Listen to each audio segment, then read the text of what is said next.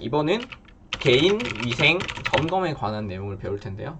네 번째까지 있는데 먼저 3개만 짚고 넘어가겠습니다. 개인 위생, 우리의 위생, 작업자의 건강 상태.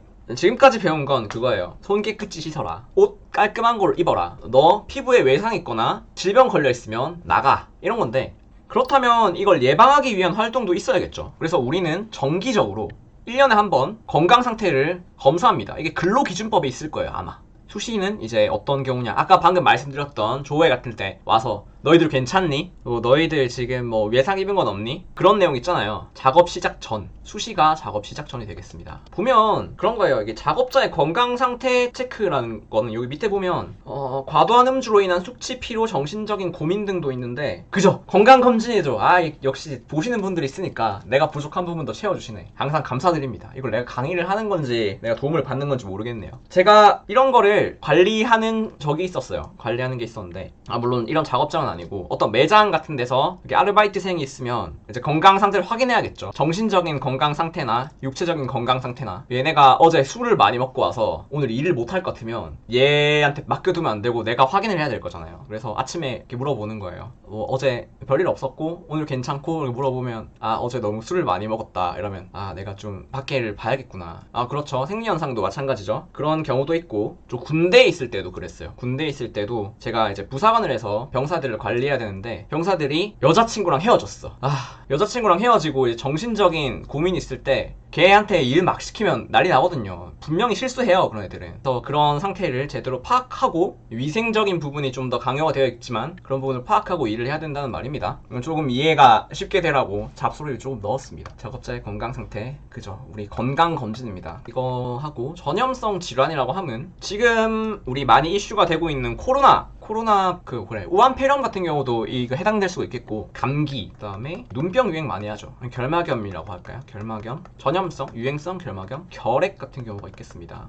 콧물 등의 분비물이 심하거나 외상에서 하나 더 추가됐죠. 콧물들이 있으면 좀 더 오염될 경우가 많겠습니다. 과도한 음주로 인한 숙취, 피로, 정신적인 고민. 이게 왜 그러냐면, 이거는 오염보단 작업 중에 실수할 확률이 있겠죠. 작업 중 과오. 그래서 이 부분은 보시면 부서장이 체크를 해야 되는 부분이겠죠. 부서장님이 돌아다니면서 고민을 하는지 안 하는지 어떻게 알아요? 그래서 이제 부서장의 그 역량이 중요한 게 아닌가 하고 생각이 듭니다. 저는 그래도 눈치는 빠른 편이라고 생각을 해서 항상 그런 고민이 있는 친구, 없는 친구 구분을 잘한 것 같은데, 뭐 제 생각일 수도 있고 모릅니다. 작업자 외상 질병? 내가 왜 이렇게 적어놨을까?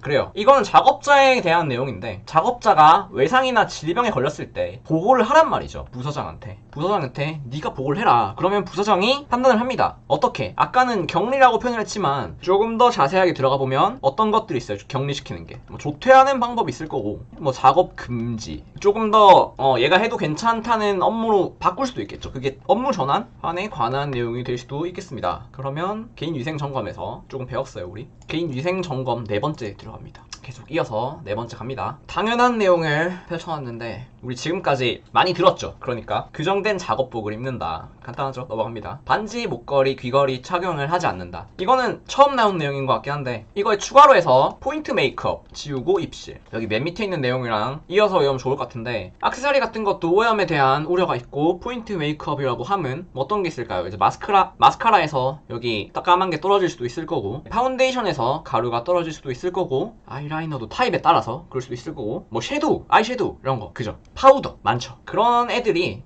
펄 메이크업, 그죠.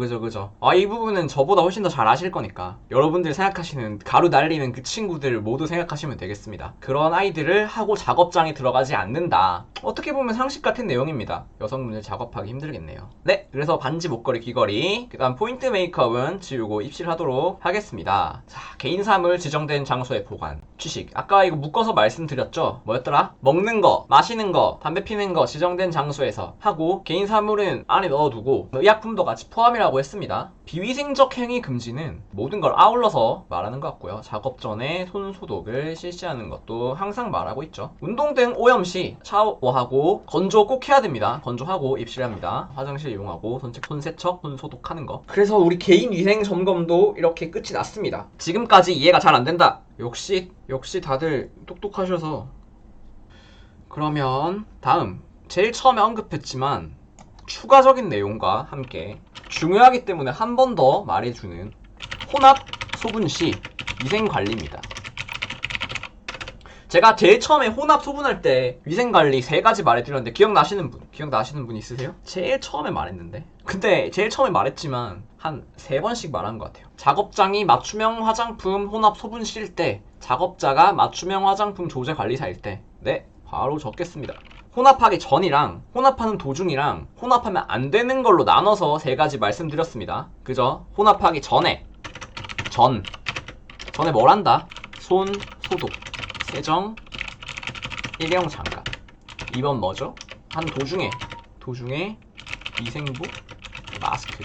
안 되는 경우는 피부, 외상, 질병. 제가 요까지 말씀드렸어요. 왜냐면 이게 좀 중요한 부분인 것 같아서 바로 시작할 때 말씀드렸던 부분이죠. 아이고.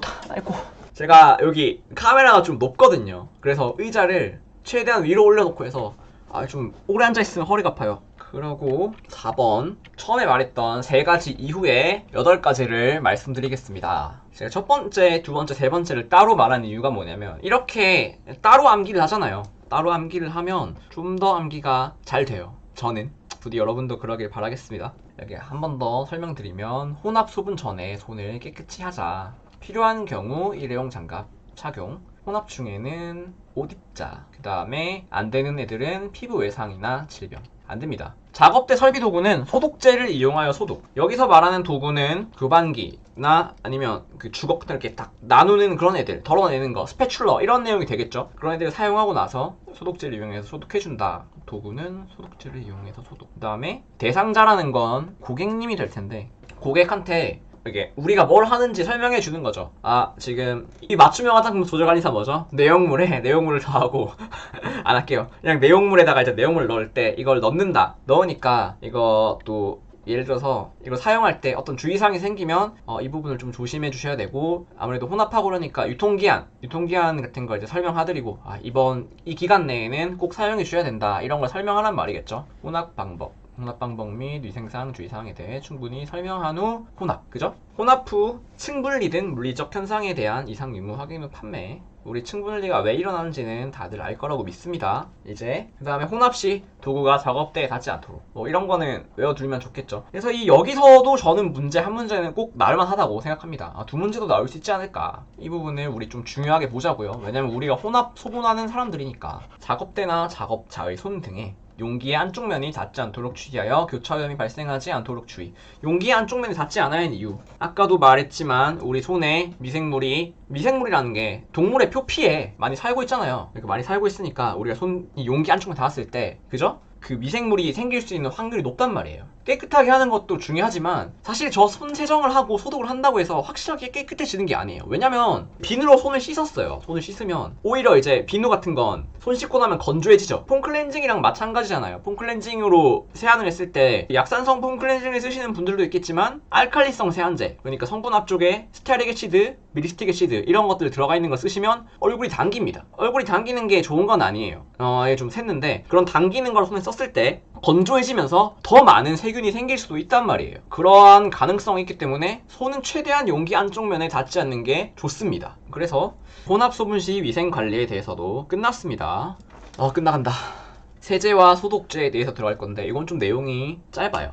작업자의 위생 유지를 위한 세제 및 소독제의 종류와 사용. 다들 이 야밤에 이 조그만 애가 앉아서 쫑알쫑알 되는 거 보고 계시니까 감개가 무량합니다. 작업자의 위생 유지를 위한 세제 및 소독제의 종류와 사용법에 대해서 이야기할 건데 세제와 소독제로 나뉩니다. 세제라고 하면 아까 말씀드린 어떤 게 떠오르나요? 보통 비누가 떠오르죠. 비누에는 고체랑 액체가 있을 거고 소독제라고 하면 에탄올 70%, 이소프로필이라고 하니까 저번에 댓글로 어떤 분이 이소프로필이 아니다, 아이소프로필이다, 틀렸다라고 하시는데 맞습니다. 표기가 바뀌었죠. 제가 너무 익숙한 것만 말해가지고.